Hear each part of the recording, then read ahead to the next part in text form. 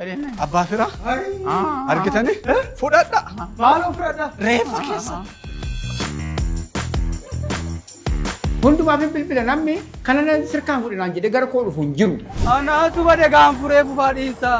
Itti marmaarees itti mammaakees nan naqabeen. Dhiiruma wanatti fakkaateen beektu malee dhugaa. Yoon ajjeese mataa ishee yoon ajjeese maa jedha seera.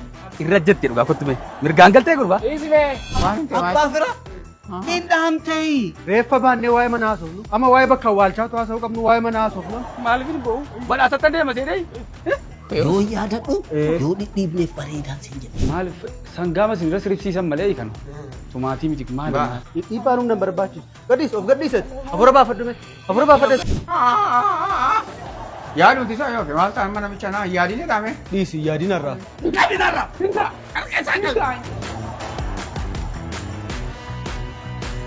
Kanuma tul qabata. Kanuma tul qabata.